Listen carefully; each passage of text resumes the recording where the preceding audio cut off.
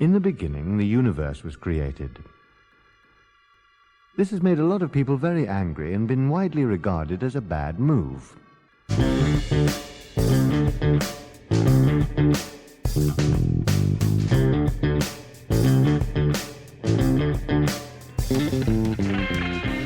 I'm Steve Vincent. That's Paul Schultz. This is the Don't Panic Radio Show. So sit back, relax, and ignore the news because nothing you're about to hear is true. We're going to do some AI talk today. Mostly it's about the future, a little bit about the past, a little bit about the history of the future, but mainly about the distant future. I would like to clarify that it is not AI us talking, but that Just got to watch our lips move. Okay, so the reality is today's all about the future. First of all, our normal political discussion is about what we think is going to happen with the upcoming election and what's going to happen after the election. And then Paul and I are going to have our predictions for the future of humanity. Don't forget, though, to go down into the comment section, check out the pinned comment, answer the question we have down there. And while you're down there, don't forget to do all the YouTube things, the like, comment, subscribe, hit that little bell icon so you don't miss a single video. Also, our Steve's and my blogs are down there if you want to check those out. Politically, mm-hmm. I don't have much because I have not been paying attention. Good for you. And I do check in once in a while just to see if anything really big has happened, right? And it appears that people are starting to think that Trump is winning, even though the polls are still like it's neck and neck and all this stuff.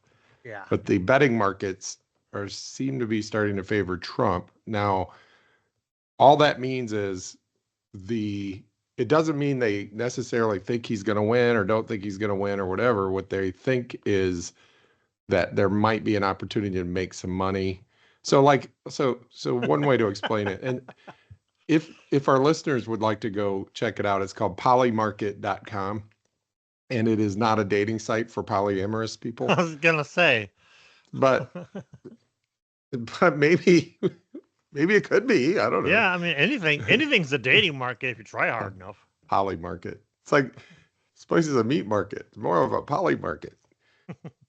And so like, let's say that the question was to make it more relatable to our audience. Let's say Marvel might be coming out with a new movie this year. The Marvel Cinematic Universe, not the Sony Marvel. But that's a whole other episode. They might be coming out with a new movie this year. And it's like, we just don't know. It's 50-50, right? The prediction people are saying it's 50-50. And you are like, I don't know. I think there's a bigger than 50% chance that they'll come out with a movie. I'm actually going to bet on this. I'll take, you're like, I'll take that bet. And I'm going to bet that they're going to come out with a new movie because you're getting a bargain. Because if you think there's a 60% chance they're coming out with a new movie, but everybody else thinks 50%, then you can jump in and get a bargain and place that bet. That doesn't mean you think they are going to come out with the new movie. You just think there's like a 60% chance they are. So basically what Trump pulling a little bit ahead is just people going, all right, there's been some polling, some favorable polling. The momentum feels like it's shifting his direction. So I'm going to jump in and take that bargain. I'm not saying, and they probably also parlay another bet. They may also take the other side of it too, just to kind of cover because they're like, I'm not certain he's going to win, but I think there's a bigger than 50% chance. So, and keep in mind, there was the same markets were saying Hillary Clinton had like a 90% chance of winning in 2016. So these betting markets are just giving you the sentiment. It's a snapshot in time and a sentiment. Yeah. But that's partially why I was messaging you last night about give me some good news. Give me some hope, because I was looking at this like the momentum seemed to be shifting.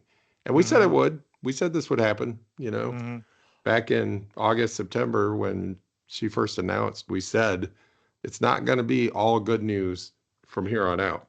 The momentum's going to shift a little bit. And the things you said to me made a lot of sense to me, though.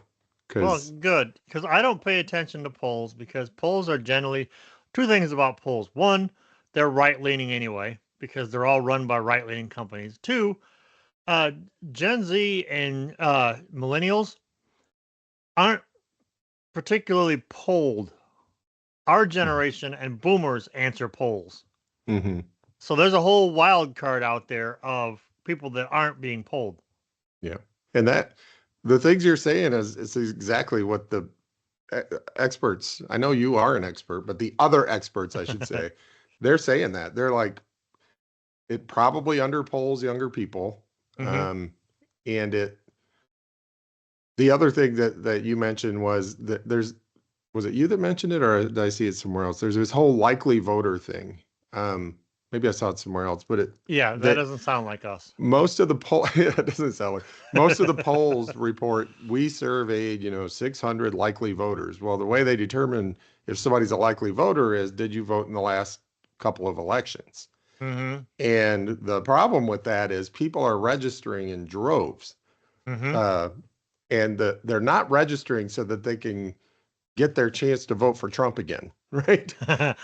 Yeah, because they'd be registered if they voted for him already. Right. So these are people, the likely voters.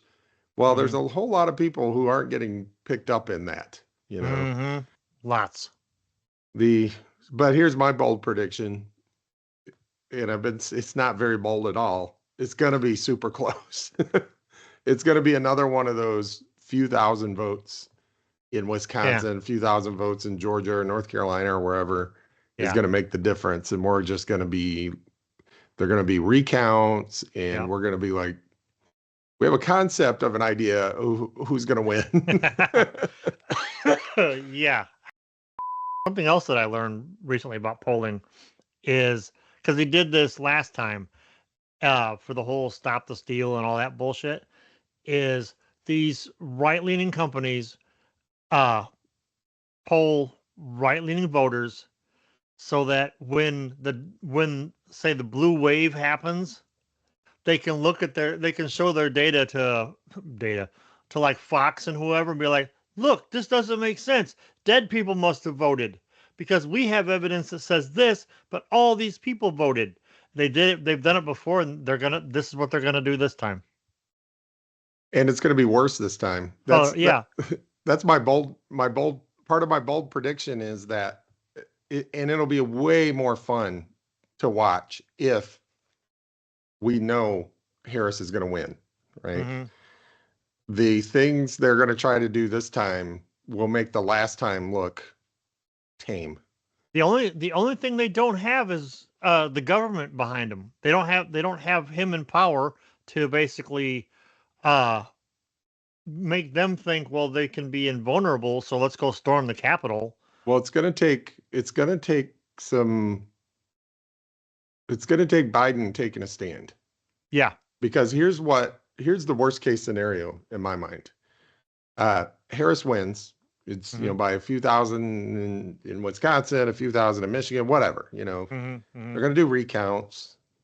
But what they're also going to do, and they'll be more successful this time, is they're going to go to the courts, and they're going to go to the state legislatures. There are now more judges who might be sympathetic. There are more officials. There are more state legislators. Last time, the thing that saved us ultimately were Republicans standing up and saying, we're not doing it. We're not going to help you steal this election. That's what that's kind of what I'm hoping happens this time around, because with so many Republicans basically going, we've washed our hands of this guy. As long as they keep that going, we should It'll be have all to right. be the right Republicans, though, because the Republicans that are supporting Harris, a lot of them aren't in office. Mhm. Like Yeah. Liz Cheney's not in office, Mitt Romney's not in office, so what Yeah, we're but they have a certain amount of sway though. what I'm not saying I'm not disagreeing with you. I'm just saying they have a certain amount of sway too. So. yeah, we need people to take a stand, right? Mhm. Because ultimately, again, the worst case scenario is these judges and these legislatures go along with the shenanigans, right? Mhm. Mhm. And that's where it will take the executive branch saying, like, not just rolling over and going, well, gosh, I guess Yeah. they out tricked us, right? Yeah. We're going to need Biden to actually use his executive power to say, we know who won. Mhm. We also know these state legislators, and we also know, by the way, we're not taking the high road on this, guys. We know how you're going to talk about us when we say, I don't care that the Wisconsin legislature, nullified Mhm. the vote, and we're supposed to let the states decide which electors to send. I don't care. And you're going to Uh-huh. say, and this is going to be in court forever, but Mhm. I'm in the White House now. And unless you can find a military to come get me out, I'm Mhm. turning the keys over to Kamala come January 20th. Here, okay, okay, right. So what we need two things. We need two people to stay alive. We need Carter to stay alive so he can watch it happen, and we need Biden to stay alive. Which made me think for a second. Okay, God forbid, let's say something happens to the man and he expires between now and then. That puts her in the president's seat. What's she gonna do? Go like, mm, no, but no. Well, Yeah, that's something there's a Biden could steal. actually do.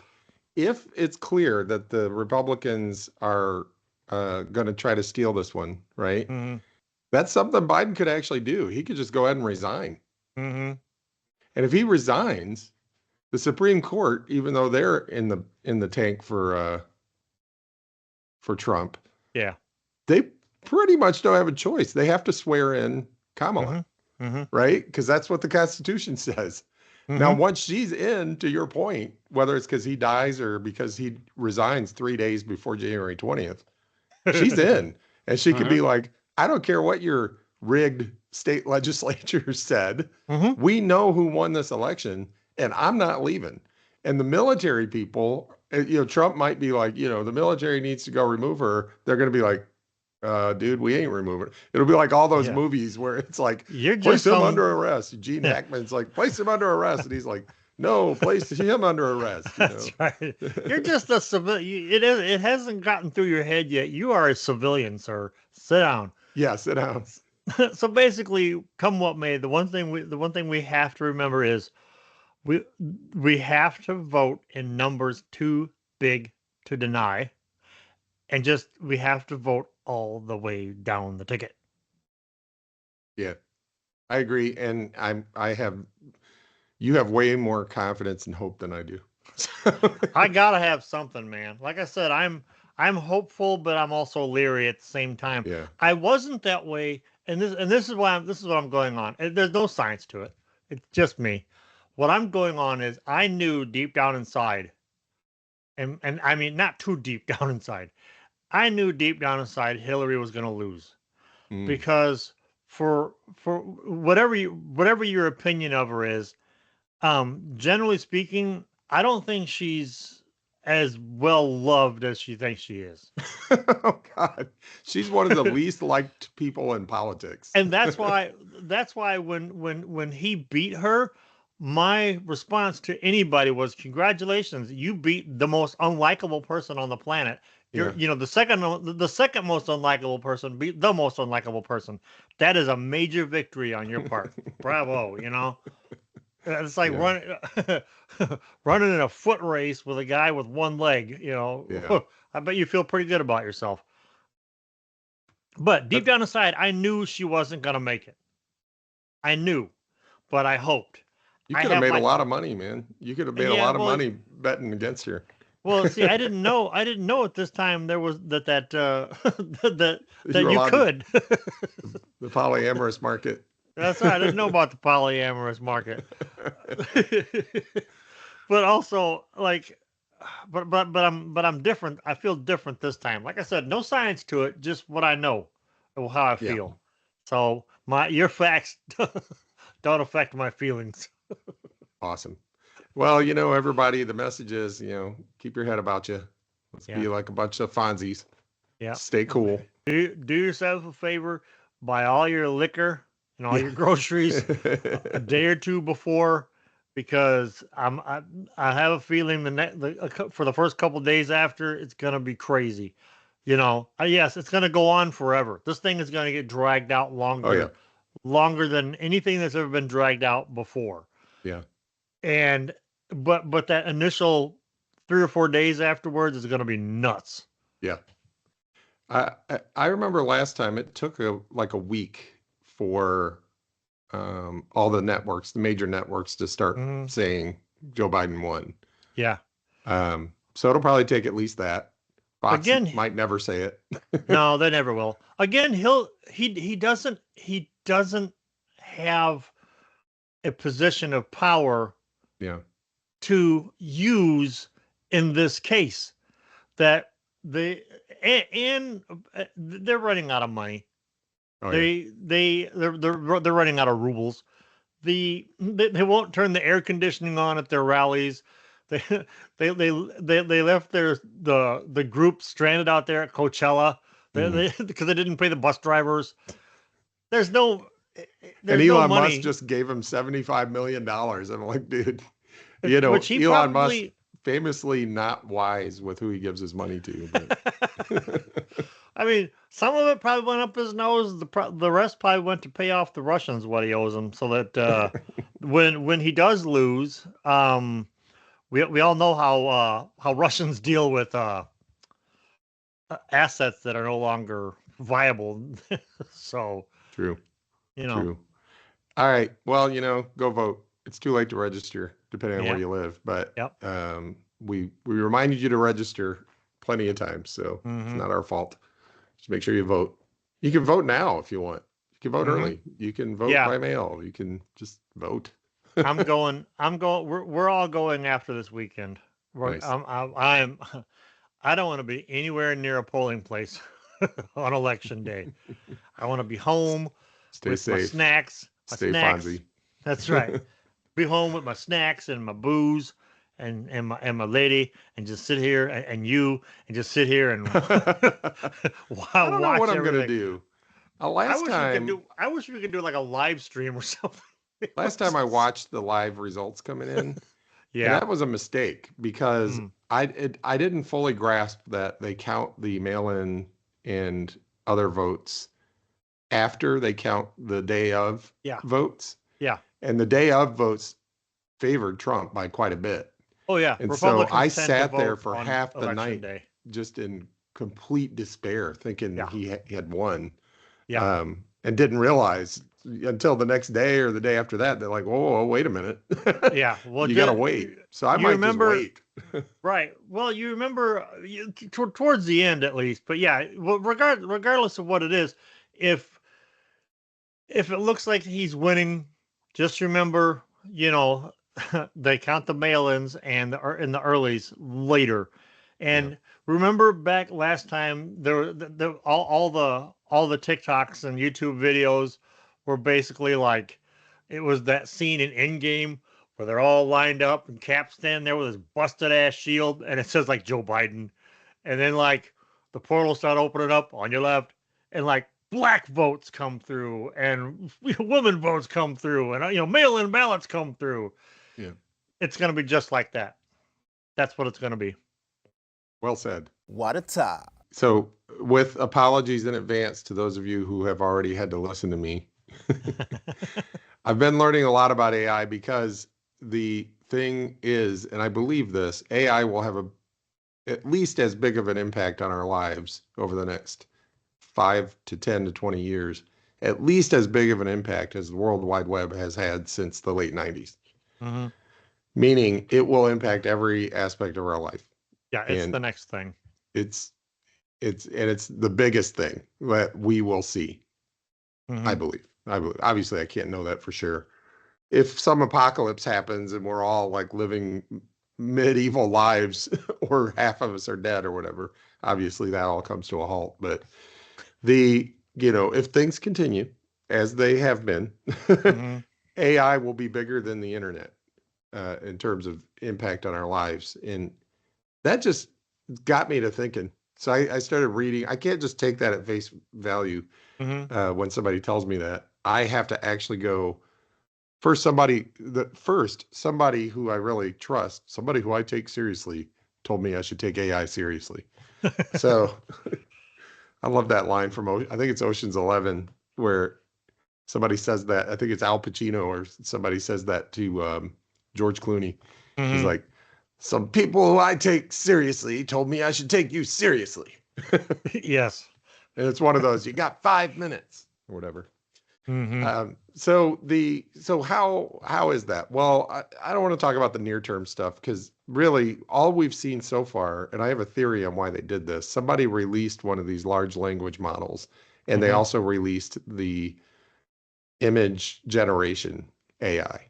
Mhm. And I believe they weren't supposed to. Like all the researchers, the experts were all like, it's not ready. Don't release it. First of all, it doesn't work as well as we want it to, Yeah. as well as we want it to. Second, in the wrong hands, who knows what could happen. So, these elitist thinkers were like, let's keep control of it until we're ready. Mhm. Well, OpenAI, which is the one that Elon Musk invested heavily in, um, released chat or not ChatGPT, but DALL-E, DAL dash Yeah. E, which Yeah. was a play on Salvador Dali, right? Mhm. And a play on Wall-E. Mhm. And so they released that, and that's the one we were all playing with, like James Brown skiing down a mountain. Man, I had so many James Brown images before I realized that it was AI and then it was theft, so I stopped. And it looked funny, and it just wasn't like, what are we doing here? But it was, it was amazing. People are like, oh, I can't believe this is so cool, looking at Yeah, it, whatever. the best part was just how wrong it looked. Yeah. And it has gotten better, like really rapidly. Not, it's still, you can still tell the difference, but I Mhm. could certainly imagine that it won't take much longer when you won't be able to tell the difference, Yeah. between an AI generated image and an actual image. It's going to keep progressing quickly because of the research that's being done. So they Mhm. also released this large language model, I believe less controversial because it's not really theft.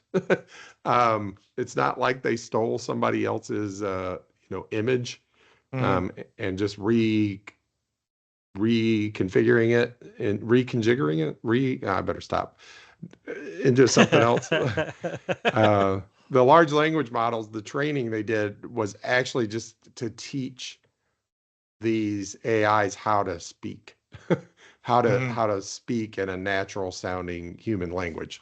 And now, as a result of that training, they also have a lot of knowledge because it was like Yeah. hundreds of thousands of books, the entire internet. They were just trained on how English speakers talk. So that's the near term stuff. We could talk about what's going to happen over the next year, the next couple of years, whatever. My company's actually going to invest some time and effort into figuring out how we can use it to do our jobs more efficiently, better, faster, cheaper, how our clients are planning to use it, and all that stuff. But what's real interesting is one of the books I'm reading is called Life 3.0, and it was written in 2017, actually. Mm. So in the first part of the book, he makes some predictions about how AI might progress over the next few years, meaning the last few years. Yeah. And he under predicted, like it's gone way faster than he thought it would. And this is one of Mhm. his name is Max Tegmark, I think. And he's one of the leading thinkers in AI and stuff. And that's one of the things that we've seen over the last 5 or so years Mhm. is every new thing that comes out takes everybody by surprise. They're like, I didn't Mhm. think we'd be here that fast. And that's Mhm. one of the reasons I am starting to believe it'll have a bigger impact than the internet is because even the experts are like, no, we won't be able to do that for another at least 10 years. And then the next month, something comes out. And they're like, Yeah. what? Yeah. Um, but this guy, toward the end of the book, he starts talking about the far future. And one of the things that multiple things I've been reading have been saying is the idea of being able to simulate consciousness, or at least the idea of being able to enhance our own uh, consciousness and extend it are not a matter of if, but when. You know, will it be 20 years, 30 years, 120 years, you know, but they're getting it to the point where they've been able to model it, and they're just going to say the technology just has to develop. It's like James Cameron when making Avatar 2. He's like, I have to wait for technology to catch up with my brilliance. Or maybe he needed somebody else to write a story that he could use. I don't know. Yeah. You still haven't finished the 2001 series, have you? I can't remember. Maybe I'll just have ChatGPT explain it to me.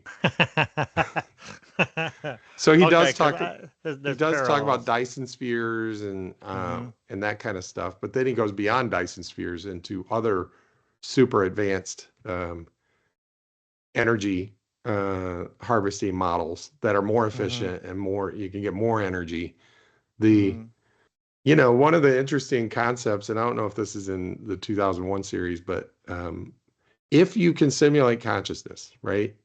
And then you can do light speed travel, because now all you have to do, I'm making it sound easy.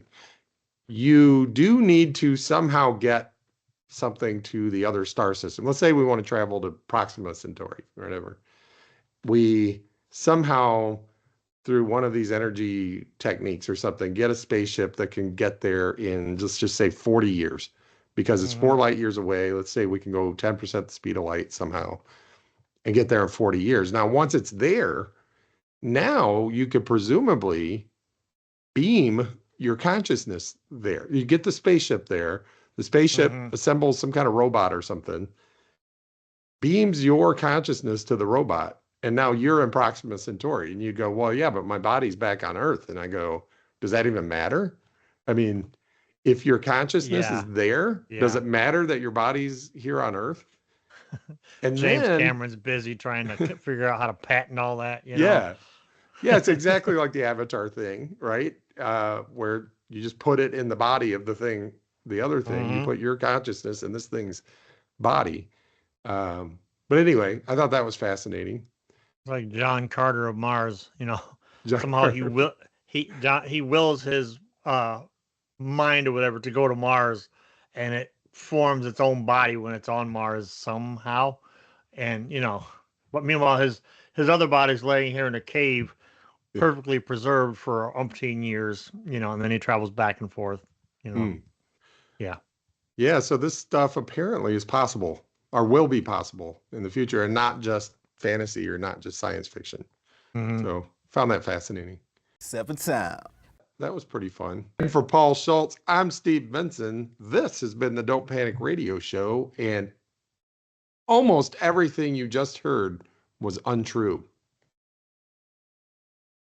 Wait, how does that math work?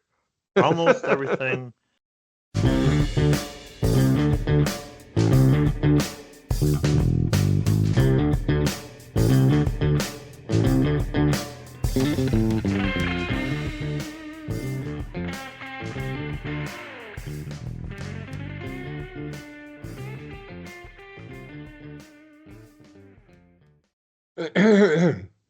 In the year 2000. In the year 2000. we get sued by Conan O'Brien. He doesn't have. You can't copyright a year. Although Disney probably would if they could. Just wait till Zuckerberg or somebody figures out how to copyright a year.